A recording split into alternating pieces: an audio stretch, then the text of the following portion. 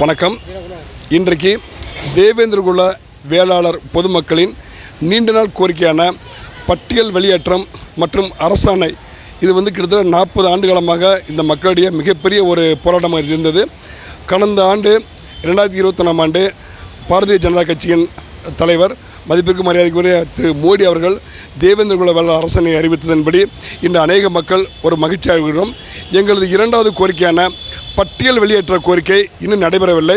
இந்த பட்டியல் வெளியேற்ற கோரிக்கையும் மற்றும் சென்னை மாநகரில் மாவீரன், அதாவது உலகத்தின் முதல் தற்கொலைப்படை வீரன் மாவீரன் சுந்தரலிங்கனார் மற்றும் தியாகி இம்மானுவேல் சேகரன் அவர்களுக்கு ஒரு வெண்கல சிலை வைக்க வேண்டும் என்று தேவேந்திரகுல வேளாளர் பொதுநலச் சங்கம் சென்னை சங்கத்தின் சார்பில் கோரிக்கை வைத்துள்ளோம்.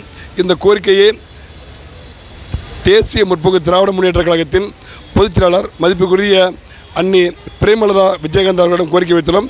கண்டிப்பாக நிச்சயமாக உங்களுடைய கோரிக்கையை நான் பார்த்து அதற்கு வேண்டிய பரிசீலனை செய்கிறேன் என்று கூறியுள்ளார்.